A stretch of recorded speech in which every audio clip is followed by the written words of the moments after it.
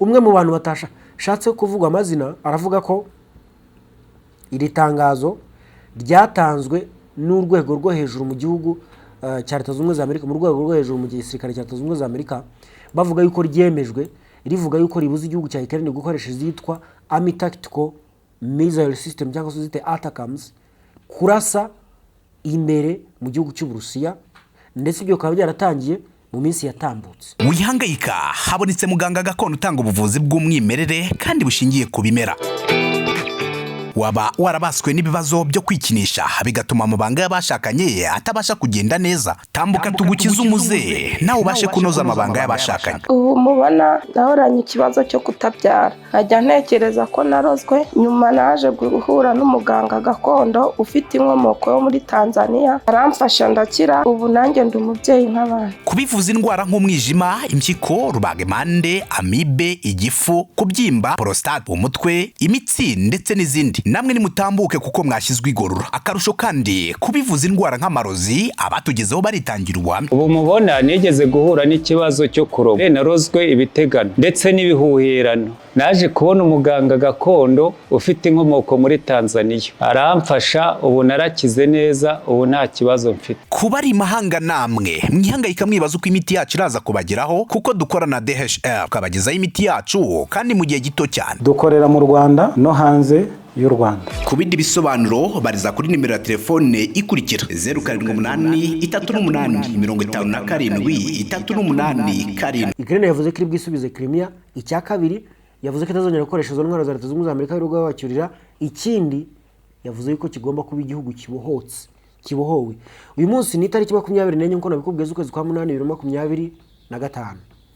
Ni umunsi w'ubwigenge bw'igihugu cya Ukraine ko kigenze ku itariki 24 z'ukwezi kwa 8 mu 1991. 92 bacyambara intwaro zari zifite zose.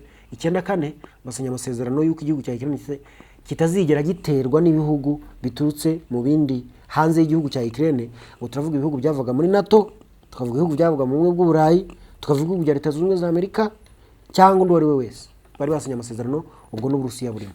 Ukraine rero uyu munsi irimo iravuga iti Zelensky amaze kubona ko bahagaritse izo ntwaro, yahise afata umwanzuro wo kuza imbere ya kamera ku munsi wo kubohora igihugu cye, aravuga ati rega natwe dufite uburyo bwo kurasa tudakoresheje intwaro za Leta Zunze Ubumwe za Amerika kandi ibintu bikagenda neza, tukarasa kure mu Burusiya. Aragira ati usuhuze mwifuriza ibihe byiza ndetse ngwikaze ku biganiro byacu. Reka twongere dufata akanya gato cyane turebe ku makuru yiriwe hano mu bihugu byo hakurya hariya aho dukunda kutarira inkuru zacu.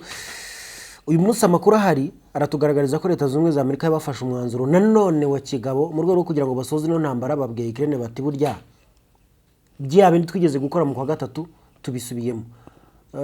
No mu kwezi, muri uku kwezi nabwo bigeze kuvuga ku bijyanye no guhagarika intwaro, ariko ubwo ikinyamakuru cyo muri Leta Zunze Ubumwe za Amerika ntabwo kivuga ko bahagaritse intwaro, ahubwo kiravuga ko Leta Zunze Ubumwe za Amerika yabujije igihugu cya Ukraine kurasisha za ntwaro zitwa Army Tactical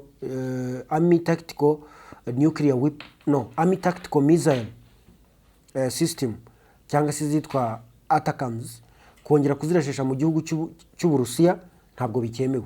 Iyo ni imwe mu nkuru ziyoboye uyu munsi igihugu cya Ukraine cyatangaje, ndetse n'Uburusiya burayitangaza. Inkuru dufite iri ku binyamakuru bibiri, Kyiv Independent cyo muri Ukraine ndetse na Russian Today cyo mu Burusiya, byose bikotinga umuntu umwe witwa Washington Post. Twe tudashobora kugeraho kubera yuko dusaba kubanza kugira icyo dutanga kugira ngo tugire icyo tubona nka ya masengesho y'aba bapadiri n'aba pasiteri. Hanyuma rero turebe Ukraine yo irabivugaho iki, iritegura iki. Ubundi inkuru ya byose itangira mu kwezi kwa mbere ku itariki 28 z'ukwezi kwa 2 2025. Perezida Volodymyr Zelensky ndetse na perezida w'igihugu cya Leta Zunze Ubumwe za Amerika Donald Trump bashwanira muri White House. Bamaze gushwana, Amerika ku itariki ya mbere z'ukwezi kwa 3 itahagarika intwaro, Abongereza batangira ndetse n'abandi bo mu Burayi batangira gufasha igihugu cya Ukraine kubona izo ntwaro. Hanyuma ku itariki ya Leta Zunze Ubumwe za Amerika hagarika ubutasi, ndetse n'intwaro zari mu nzira zijya muri Ukraine barazihagarika. Ariko kuri inshuro ntabwo bazihagaritse intwaro, nta nubwo babujije Ukraine kurasa mu Burusiya, ahubwo babujije Ukraine gukora ibyo yemerewe gukora ku itariki 17 z'ukwezi kwa 11 muri 2024. icyo gihe perezida wari uriho muri Leta Zunze Ubumwe za Amerika Joe Robert Biden, umukambwe wari umaze imyaka nka 82 ariko yaramaze manda imwe yonyine ayobora Leta Zunze Ubumwe za Amerika kuva muri 2021. icyo gihe yemereye igihugu cya Ukraine kurasa imbere mu Burusiya gikoresheje intwaro zirasa kure zitwa ATACMS. Ubu rero igihari ni iki? Nuko bababujije. Reka tubihere ku nkuru yo muri Ukraine.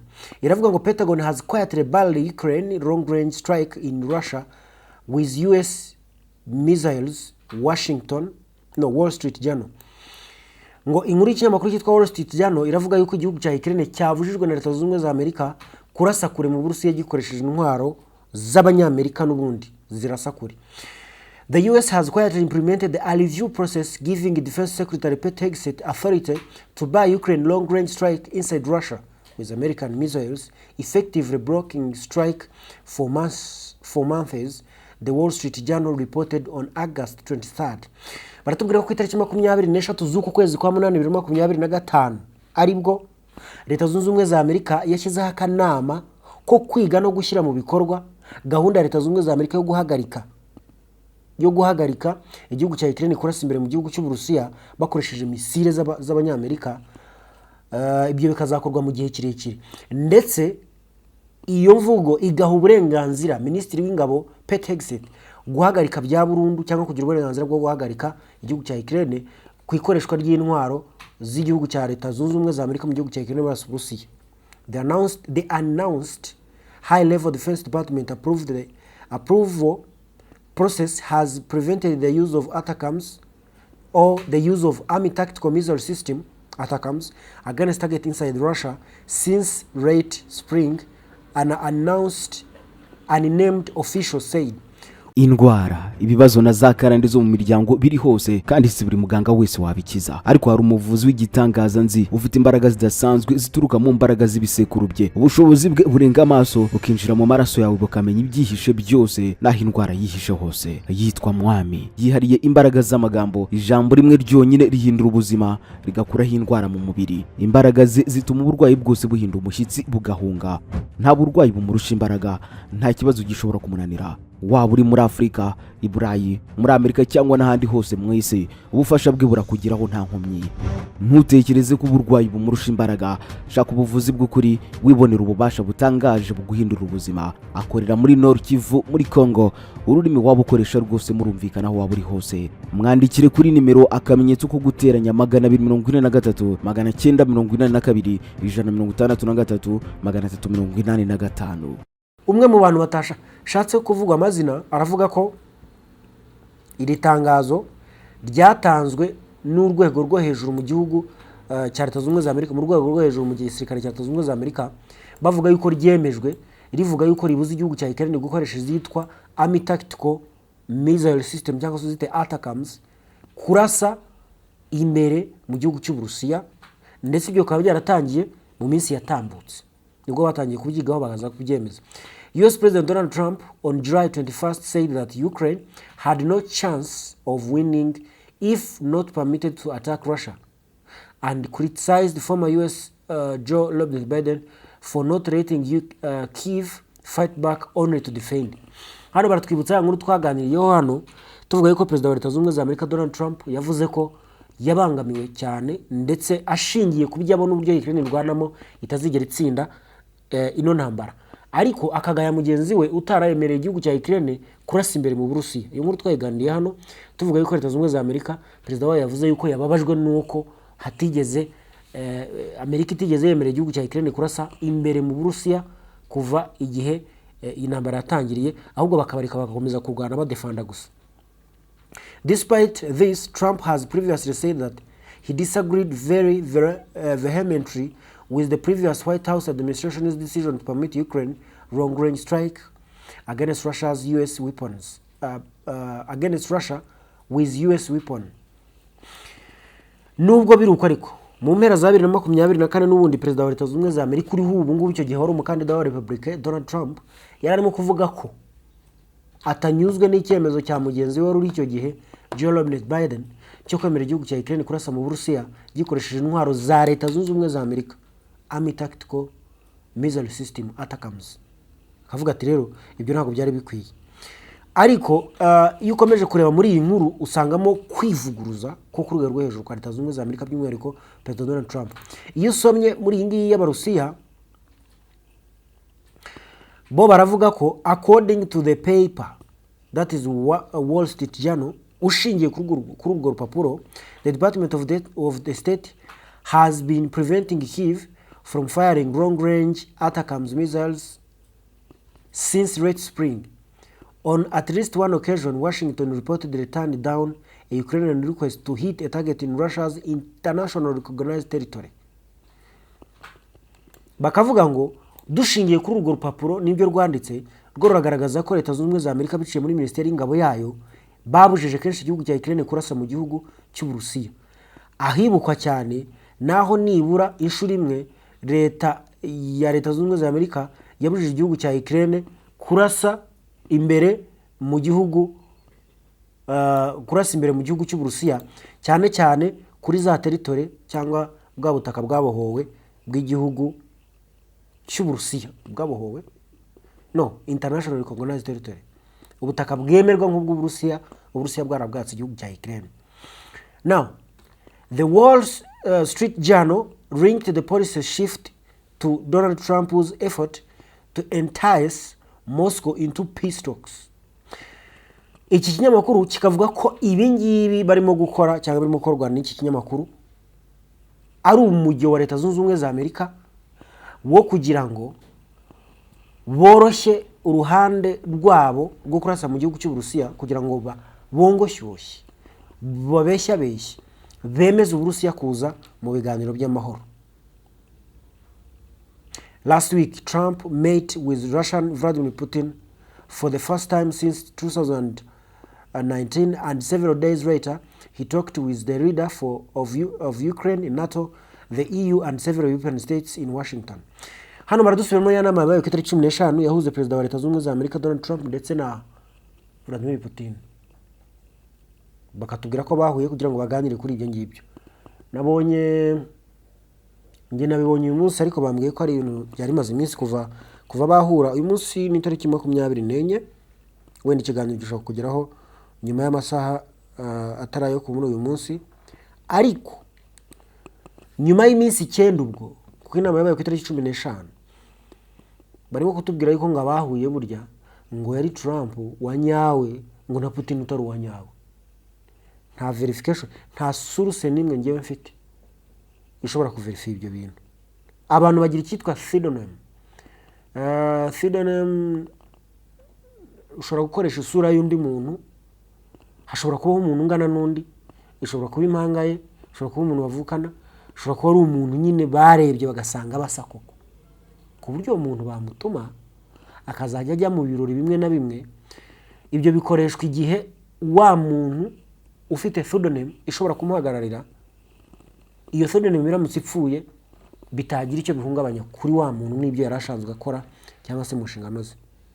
So byashoboka ko haba hari pseudonym ya Putin, ariko je sinshobora kuza mvuge ngo yewe ngura muntu wagiye si Putin. Nta source nimwe pe. Kuva nabyumva aho nabyumvise, nabonye n'abavandimwe bari babyanditse muri comment z'ibiganiro dukora, nta source nimwe mfite, kandi sinshobora kuvuga ibintu bidafite source ngo nze mbi defende. Urumva ntabwo yari Putin, yari ndese ngo urumva ngo hari indege zaciye hejuru ngo arikanga. President ntabwo yakwikanga se, ntabwo yakwikanga. Niba ushaka kubimenya neza uzabaze mu gihugu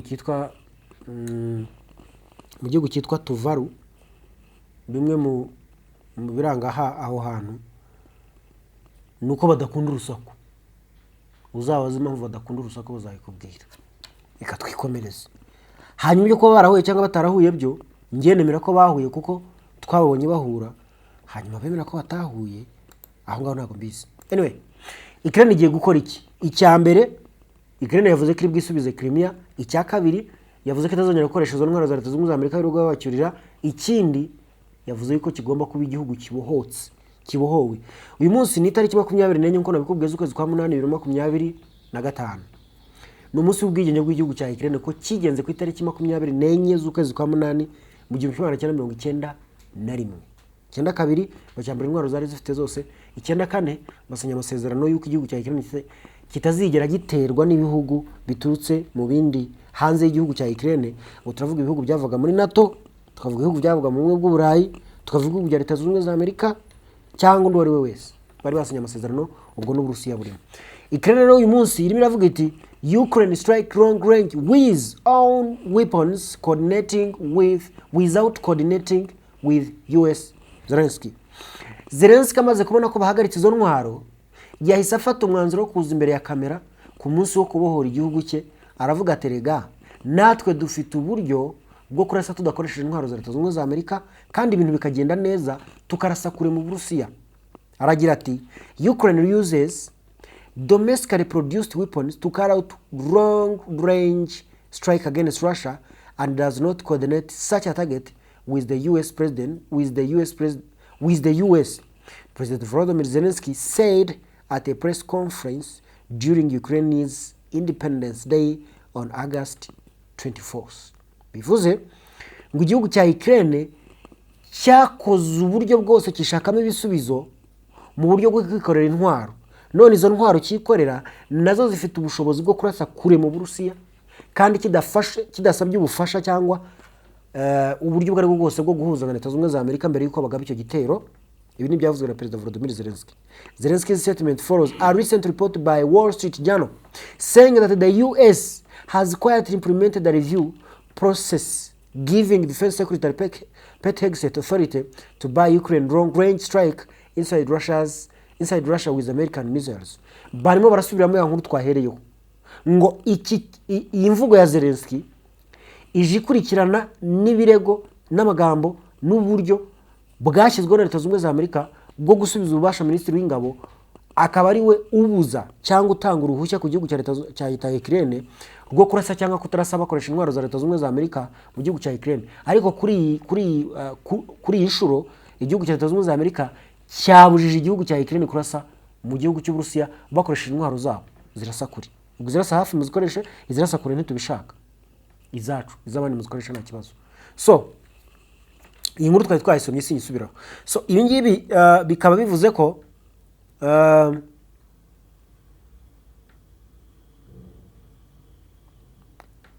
bikaba bivuze ko Ukraine iravuga ko yifitemo ubushobozi bwo kurasa mu Burusiya nta muntu n'umwe yifashije.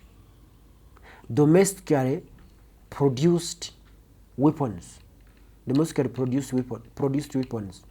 Bishatsemo ibisubizo. Ni nko twavuga ngo kwishakamo ibisubizo mu buryo bw'intambara, bishatsemo ibisubizo babona izo ntwaro nizo bagiye kujya bakoresha. Bivuze ngo rero Zelensky nta kumucisha bugufi guhari, ari kumwe n'abasirikare be kandi azarasa Uburusiya adasabye ubufasha Leta Zunze Ubumwe za Amerika. Ubwo yababwiye ngo burya si buno, kuko burya ku itariki ya mbere z'ukwezi kwa gatatu babahagarikiye intwaro, ku itariki ya 4 z'ukwezi kwa gatatu 2025 babahagarikira ubufasha mu bya gisirikare cyane cyane mu butasi. Ukraine iragwa, ibintu biranga. None ubu bahagaritse intwaro, bahoje kuzirasisha kuri. Baravuga ati nta kibazo dufite izacu. Burya si buno rero. Aha. Nituvaho ngaho tureta twigendera. Aha ngaho ni Perezida w'igihugu cya Ukraine Volodymyr Zelensky arimo avuga ati Ukraine will never in history be forced into the shame that Russians call compromises. Ati igihugu cya Ukraine ntikizigera na rimwe gikora ibintu biteye kimwaro, ibintu biteye isoni by'Uburusiya bwitwa gutakaza. Zelensky wants a just peace. What means Russian surrender? What means total war for Ukraine? Zelensky arashaka amahoro aciye mu mucyo, arashaka ko Uburusiya bumanika amaboko, arashaka ko haba intambara yuzuye hagati y'ibihugu byombi, agasubizwa ibye. Urumva ko yasinye yiyemeje nta kina. Ntabwo Zelensky akina. Nguyu hano.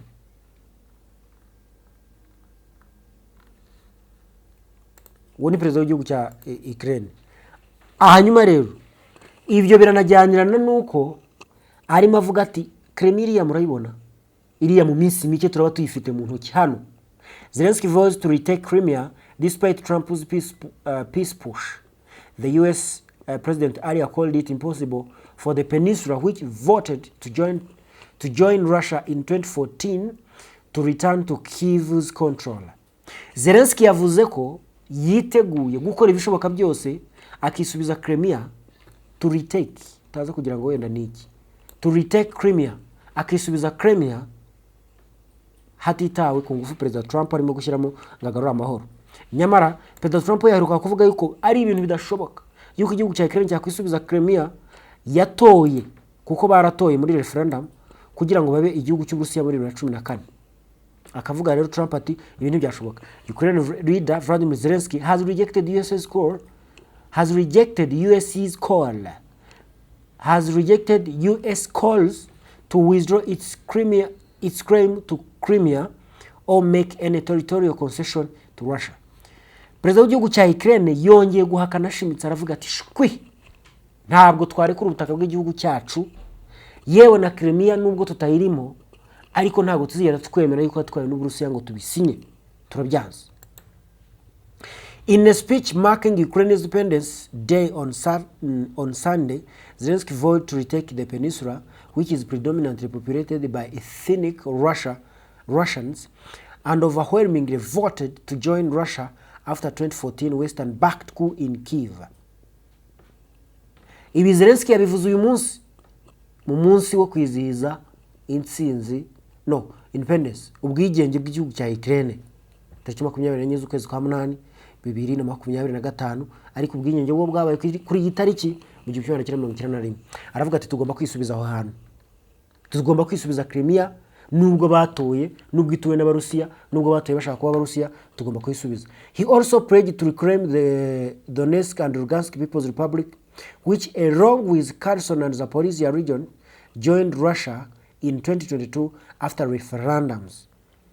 Yanavuze ko ari bwisubize Lugansk na Donetsk, Zaporizhia na Kherson nazo zafashwe n'Uburusiya muri 2022, bakanatora mu buryo bwa referendum bakavuga ko bashaka kuba Abarusiya.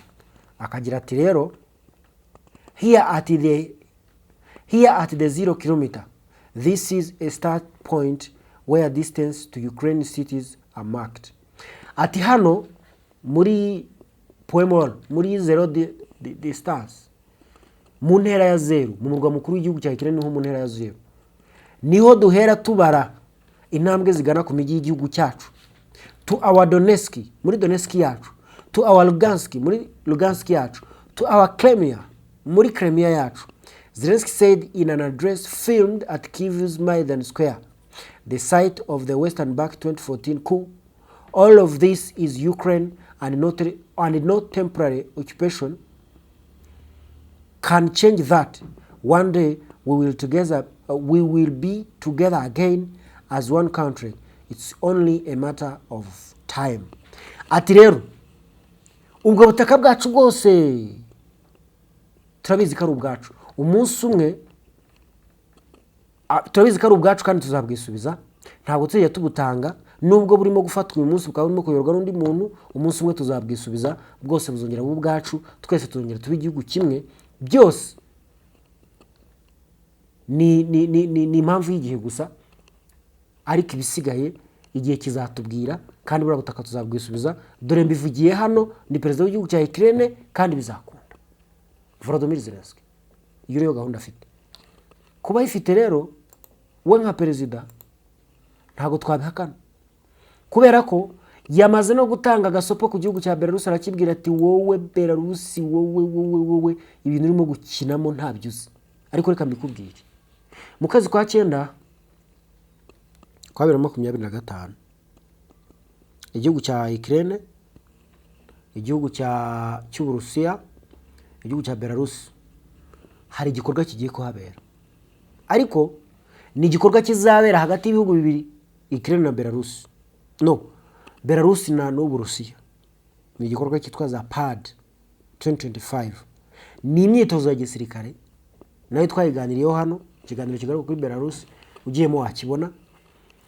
Ni imyitozo ya gisirikare aho igihugu cy'Uburusiya n'igihugu cya Belarus bazitoza uko bakoresha intwaro zimwe na zimwe, ariko harimo Oreshnik, harimo n'izitwa nuclear weapons. Kabikubwire. Upcoming Zapad military drill will feature Russia's Oreshnik intermediate long-range hypersonic. Ukraine has told Minsk to stay away from its borders during upcoming joint military exercise with Russia to be held in Belarus. The warning came ahead of Zapad 2025 military drill scheduled for September 12th to 16th. Igihugu cya Ukraine cyabwiye abi Minsk muri Belarus bati mwebwe mwirinde imipaka yacu niba mudushakaho amahoro, kuko turabamena iyo mpanga rwose. Ibi babivuze bagendeye kukuba mu kwezi kwa 9 hagati y'itariki 12 na 16 hateganyijwe imyitozo ya gisirikare, imyitozo zaba irimo Oreshnik ndetse n'uburyo gukoresha intwaro kirimbuzi. Zelensky akagira ati we warn Minsk against reckless provocation and urge it to remain prudent, refrain from approaching the borders and avoid provoking Ukrainian defense forces, key foreign ministry has said. Minisiteri y'ububanyi n'amahanga ntabwo ari Zelensky niyo yavuze yuko barimo gutanga umuburo n'agasopo ku gihugu cya Ukraine ko cyakwirinda ibikorwa by'ubushotoranyi ndetse no kuguma gituje cyumvira, kikirinda ibikorwa ibyo ari byo byose bituma cyegera imipaka y'igihugu cya Ukraine ndetse no gushotora ingabo z'igihugu cya Ukraine. Nibibeshya bazasanga ingabo ziri maso, bazasanga ingabo ziri maso bakabwira ati rero mutwitondere mwebwe niyo mutadushakaho ibibazo twakomeje. Uburusiya nabwo bakavuga buterega Ukraine nta mahoro ishaka, aho ishaka intambara. Hari n'inkuru nayo nabonye ivuga yuko uyu mugabo Sergei Lavrov yavuze ko Uburusiya Leta zunze za Amerika irimo gushyira imbaraga mu kwinginga Uburusiya ngo buze ku meza y'ibiganiro, nyamara Ukraine yo igahitamo gutera umugongo kubera ko ibona Amerika irimo kugerageza gukora ibintu bikwiye.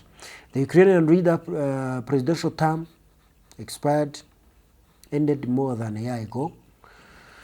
Baratubwira ko nyine manda y'uyu mugabo yarangiye. Hano Sergei Lavrov yarimo agana n'itangazamakuru arimo asubira muri ibyo aravuga ati twe turabizi ko Zelensky adashaka amahoro, ashaka intambara, ariko ashaka natwe twiteguye kukimuha. So igihe hari niki Zelensky yarubiye kandi Uburusiya bwiteguye rwose kurwana nawe, kandi nawe ibyo arimo kurwanira ugiye kubishyira muri sansi urumva byumvikana. Igihe nuko twe tuzategereza tukareba amaherezo y'ibingibi. Ndabashimira cyane umusanzu wanyu ku biganiro byacu. Nitwe Eric Mugabo, ugira amahoro.